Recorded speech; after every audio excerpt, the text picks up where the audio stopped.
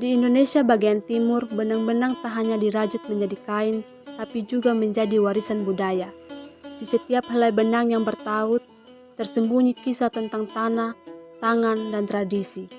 Kain tenun bukan sekedar lembaran kain, ia adalah warisan yang ditenun dengan cinta, ketekunan, dan doa.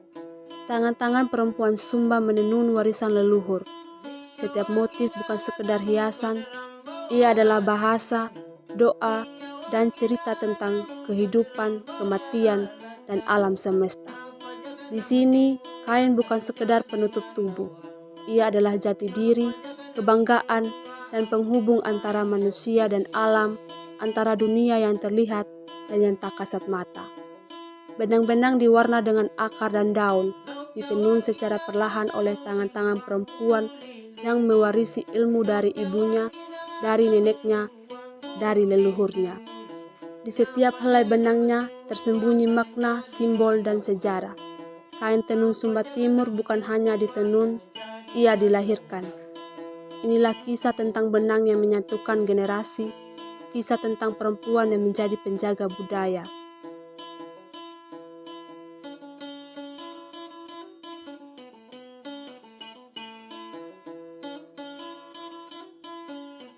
Saya itu tahu menenun sejak saya sudah sampai di sini. Pada tahun 2018. Setelah itu saya itu tidak dikasih ajar begitu.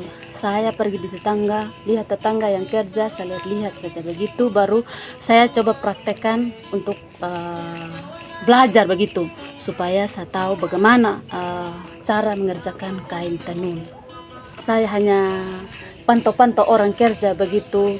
Kadang saya bilang dalam hatinya saya, kalau saya diajarkan begitu, saya bukan dari hati begitu. Lebih baik saya harus praktekkan sendiri begitu, supaya saya juga bisa tahu dari bagaimana cara proses kerja ini kain.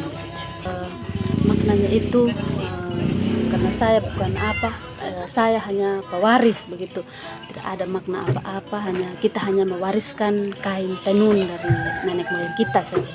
Proses awalnya itu yang pertama kita keukul, ini namanya keukul, gulung begitu. Setelah itu kita pemining. Dalam proses pemining itu harus 2 orang, ada yang membuat dali unang dan juga ada yang tukang terima itu benang. Setelah itu dalam proses pemining itu kita karandi supaya bisa rata itu proses yang benang yang kita bentang. Setelah itu kita proses kayak ini, taruh di ini namanya wangi, dan yang itu di sana namanya kepala. Ini kita karandi supaya kita bisa tahu bentuk gambar yang kita gambar. Setelah itu kita ikat. Setelah diikat, kalau yang proses pewarna merahnya kita pakai raffia lain, dan yang proses pewarna biru kita satu warna saja. Raffia contohnya kalau yang biru warna raffia biru, kalau yang merah kita pakai raffia merah, karena supaya kita tahu di mana yang warna merah, di mana yang warna ini putih seperti ini nanti. Yang ini diikat. Setelah itu setelah kita ikat, kita celup ke warna biru. Setelah dicelup warna biru, kita buka kembali tali raffia yang warna merah itu, yang supaya kita tahu warna merahnya kain. Setelah itu kita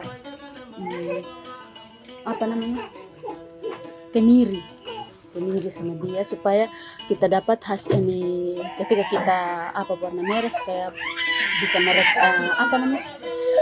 dapat warna merah, kita harus butuhkan kemiri. Setelah itu kita jamur 1 minggu baru kita kumbu, terus mengkudu warna merah itu. Setelah itu baru kita buka raffia, semua raffia kita buka, baru kita bentang kembali di wangi. Ini namanya wangi ya. Itu baru kita tahu hasilnya dia seperti apa. Itu baru kita tenun. dalam proses tenun juga kita tidak sembarang tenun, kita masih ada namanya bunang, muada. Kita harus penentunya dia itu di bunang. Kita harus tahu dia punya apa yang muat dan bunang, baru dapat dia hasil seperti ini.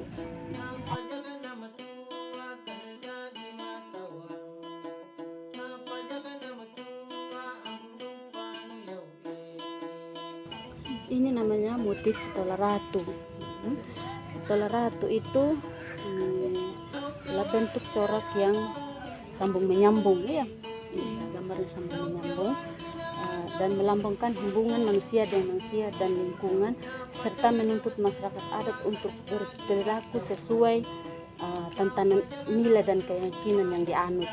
Kalau ini motif petola kamba seperti yang saya pakai ini.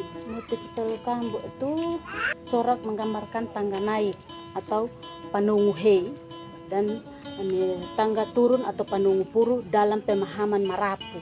Corak liakat adalah simbol pengaruh budaya dan agama India. Liakat ini seperti ini, liakat gambar ini liakat. Motif kuda adalah ternak serbaguna berfungsi sebagai sarana angkutan, dipakai dalam perangan, penentu status sosial, bahkan memiliki nilai ekonomis yang tinggi.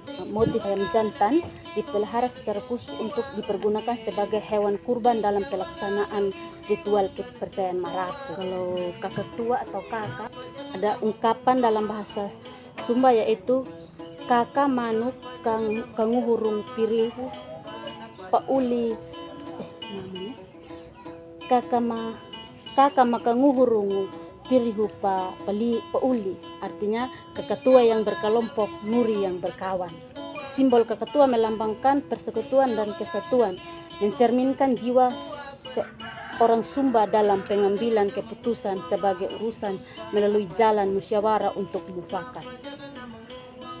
Motif manusia, motif ini dianggap berfungsi sebagai penolak kejahatan dan mengandung makna kesaktian. Kalau rusa, ini kemegahan tanduk rusa melambangkan kebijaksanaan pemimpin yang memperhatikan kehidupan masyarakat yang dipimpinnya serta mampu mengatasi permasalahan yang dihadapi masyarakat. Motif udang atau karungu adalah binatang yang hidup di dalam air dan memiliki kebiasaan berjalan beriringan, dan sifat ini menarik perhatian alam pikiran orang Sumba Timur seperti terungkap dalam sastra adat. Kalau memuli itu melambangkan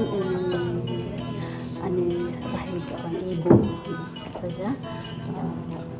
Itu sangat apa juga untuk urusan adat. Itu saja.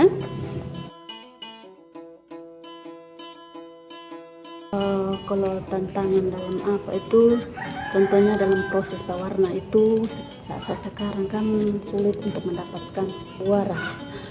Kita masih pergi cari tempat yang jauh. Kita harus butuh alat transportasi, contohnya kita harus punya otot dan kita pergi cari di tempat yang jauh. Dan juga saat pewarna juga kita harus butuh karena banyak benang nilon yang kalau saat pewarna itu kita tidak mampu untuk proses pewarna. Beberapa kali pun kita pewarna, kita tidak akan dapat hasil yang muasnya karena di dalam ada benang nilon begitu. Jadi itu sangat juga saat kita kerja kain.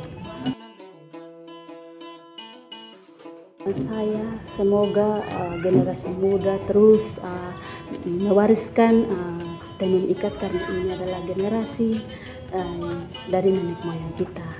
Kita adalah generasi penenun. Dari benang-benang yang saling menyilang, kita belajar tentang kesabaran, ketekunan, dan cinta tanpa suara.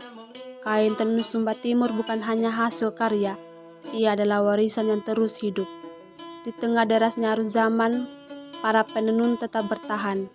Menenun bukan sekedar untuk hidup, tetapi untuk menghidupkan kembali nilai-nilai yang nyaris hilang. Karena sejatinya, budaya bukan untuk dikenang, tapi untuk dilanjutkan, dilestarikan, dan dihargai.